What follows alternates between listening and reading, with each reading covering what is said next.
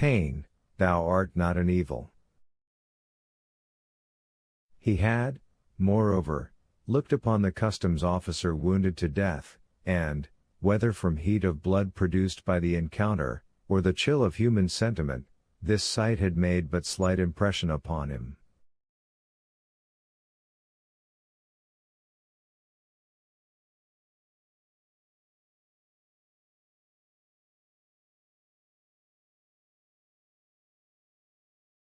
Dante's was on the way he desired to follow, and was moving towards the end he wished to achieve.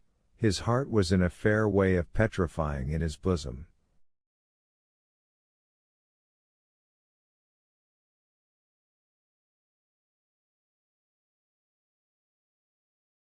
Jacopo, seeing him fall, had believed him killed, and rushing towards him raised him up, and then attended to him with all the kindness of a devoted comrade.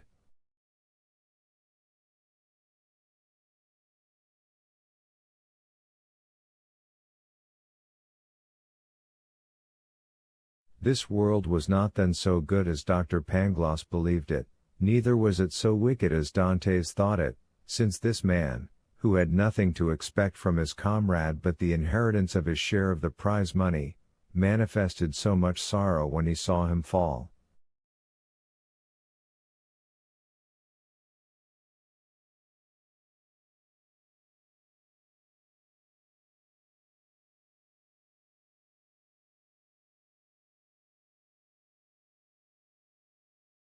Fortunately, as we have said, Edmund was only wounded, and with certain herbs gathered at certain seasons, and sold to the smugglers by the old Sardinian women, the wound soon closed.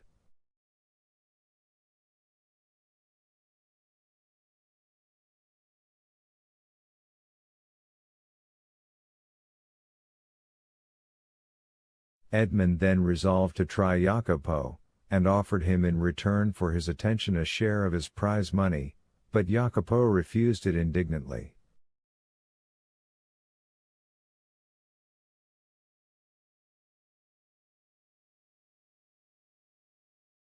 As a result of the sympathetic devotion which Jacopo had from the first bestowed on Edmund, the latter was moved to a certain degree of affection.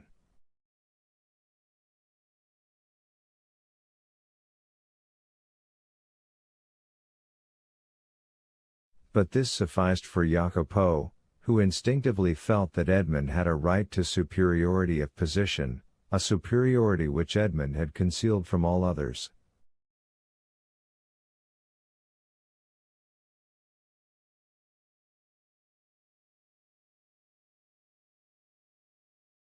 And from this time the kindness which Edmund showed him was enough for the brave seaman.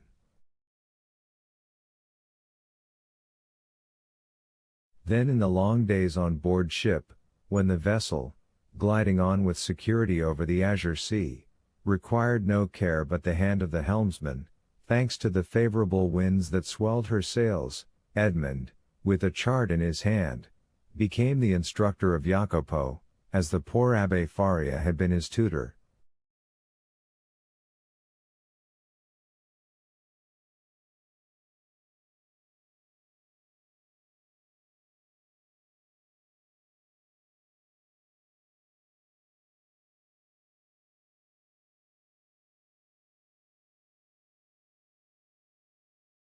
He pointed out to him the bearings of the coast, explained to him the variations of the compass, and taught him to read in that vast book opened over our heads which they call heaven, and where God writes in azure with letters of diamonds.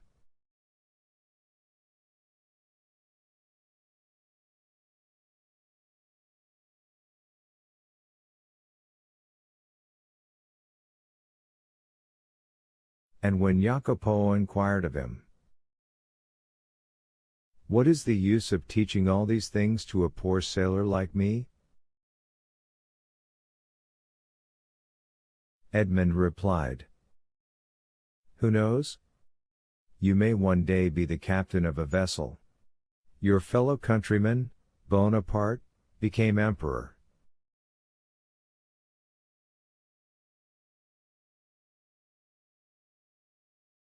We had forgotten to say that Jacopo was a Corsican,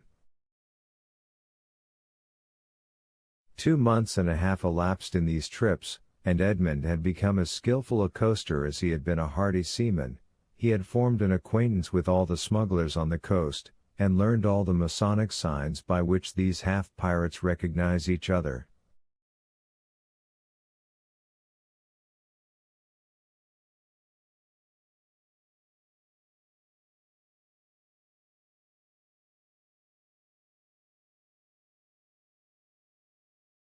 He had passed and repassed his island of Monte Cristo 20 times, but not once had he found an opportunity of landing there.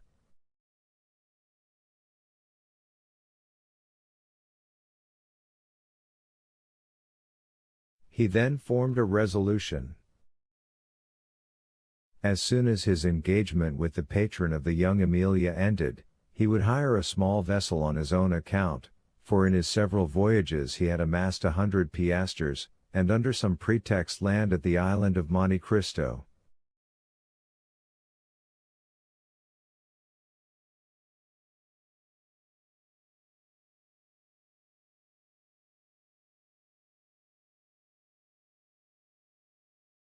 Then he would be free to make his researches, not perhaps entirely at liberty, for he would be doubtless watched by those who accompanied him.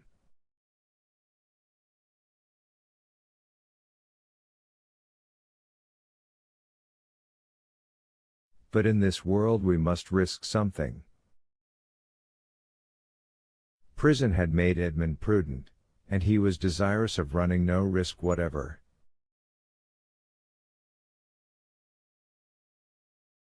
But in vain did he rack his imagination, fertile as it was, he could not devise any plan for reaching the island without companionship.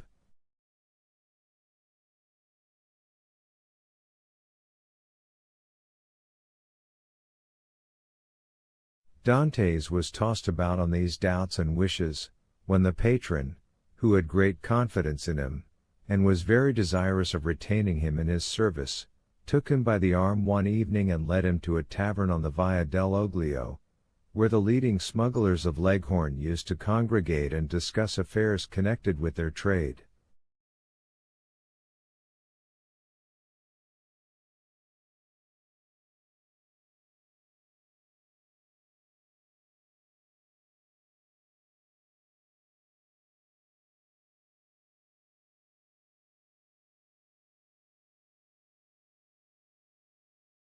Already Dantes had visited this maritime bourse 2 or 3 times, and seeing all these hardy free traders, who supplied the whole coast for nearly 200 leagues in extent, he had asked himself what power might not that man attain who should give the impulse of his will to all these contrary and diverging minds.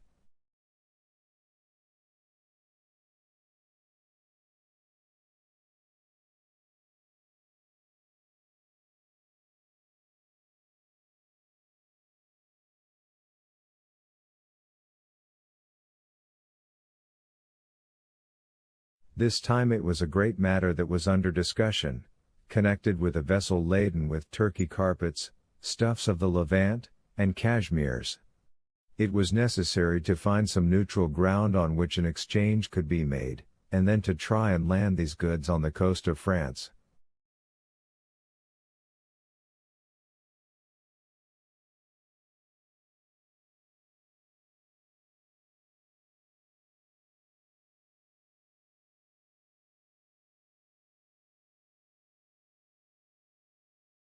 If the venture was successful, the profit would be enormous. There would be a gain of 50 or 60 piastres each for the crew.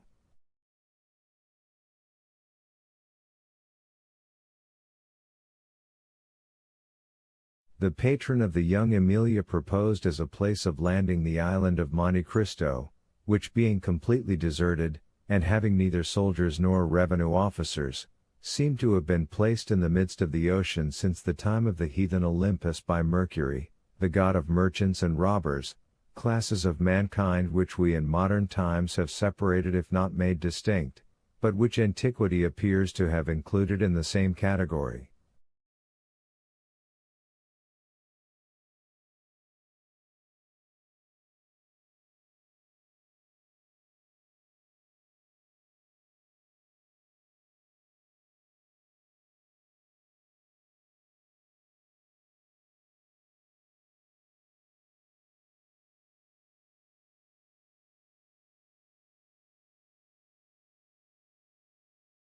At the mention of Monte Cristo, Dante started with joy. He rose to conceal his emotion, and took a turn around the smoky tavern, where all the languages of the known world were jumbled in a lingua franca.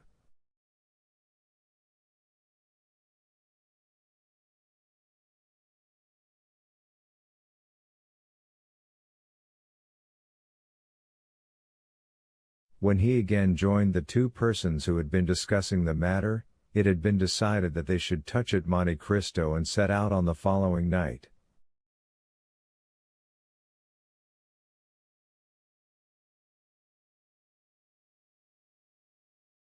Edmund, being consulted, was of opinion that the island afforded every possible security, and that great enterprises to be well done should be done quickly.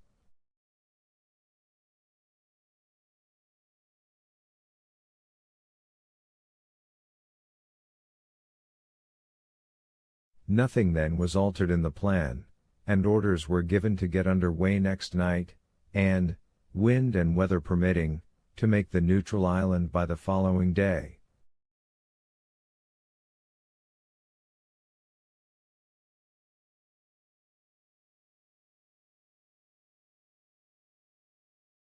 Chapter 23. The Island of Monte Cristo. Thus, at length, by one of the unexpected strokes of fortune which sometimes befall those who have for a long time been the victims of an evil destiny, Dantes was about to secure the opportunity he wished for, by simple and natural means, and land on the island without incurring any suspicion.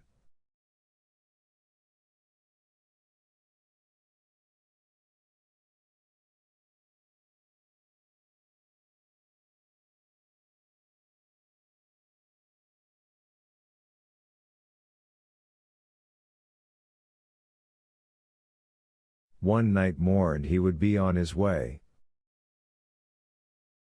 The night was one of feverish distraction, and in its progress visions good and evil passed through Dante's mind.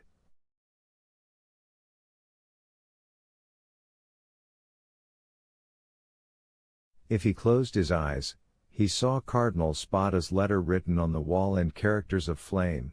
If he slept for a moment, the wildest dreams haunted his brain.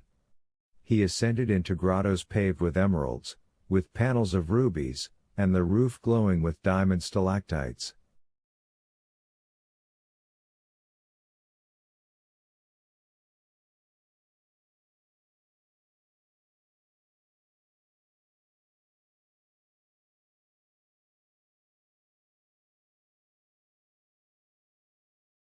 Pearls fell drop by drop, as subterranean waters filter in their caves.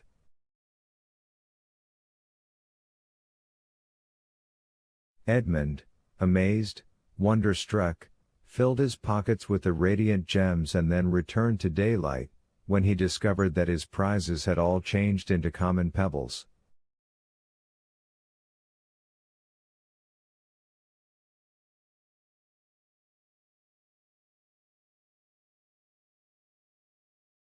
He then endeavored to re-enter the marvelous grottos, but they had suddenly receded, and now the path became a labyrinth, and then the entrance vanished, and in vain did he tax his memory for the magic and mysterious word which opened the splendid caverns of Ali Baba to the Arabian fisherman.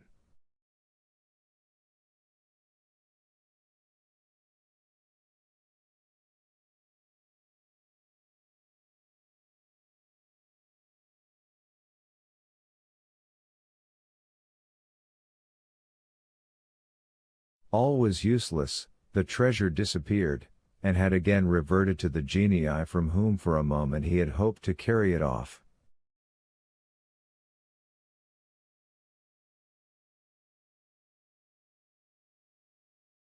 The day came at length, and was almost as feverish as the night had been, but it brought reason to the aid of imagination, and Dantes was then enabled to arrange a plan which had hitherto been vague and unsettled in his brain.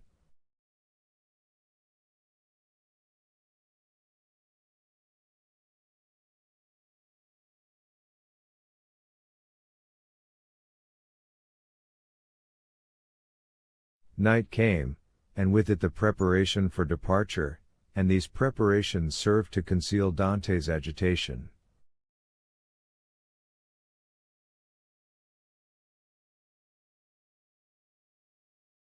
He had by degrees assumed such authority over his companions that he was almost like a commander on board, and as his orders were always clear, distinct, and easy of execution, his comrades obeyed him with celerity and pleasure.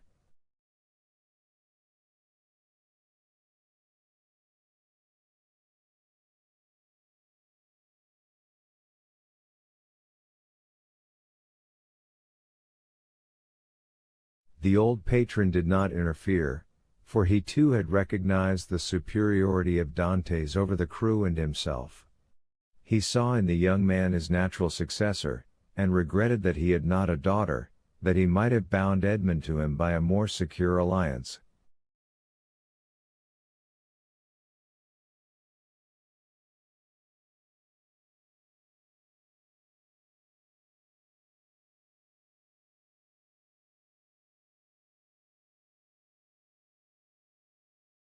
At 7 o'clock in the evening all was ready, and at 10 minutes past 7 they doubled the lighthouse just as the beacon was kindled.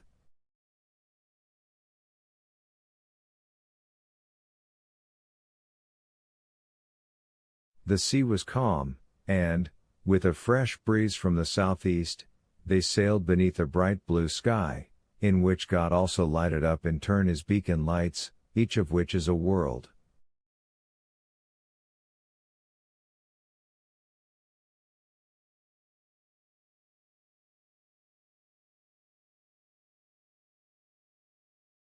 Dantes told them that all hands might turn in, and he would take the helm.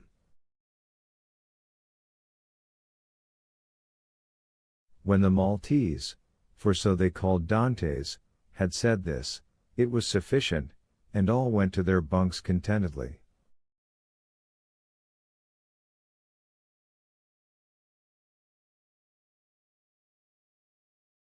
This frequently happened.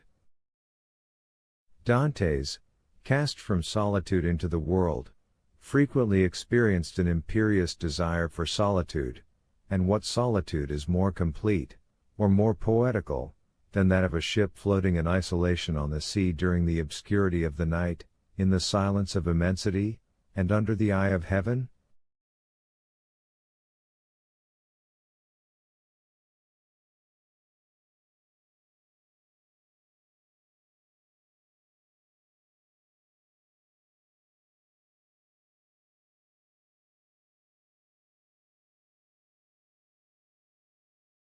Now this solitude was peopled with his thoughts, the night lighted up by his illusions, and the silence animated by his anticipations.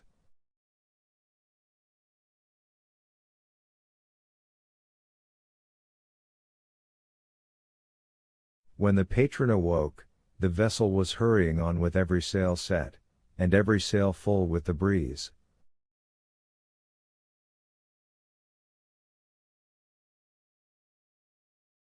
They were making nearly 10 knots an hour. The island of Monte Cristo loomed large in the horizon.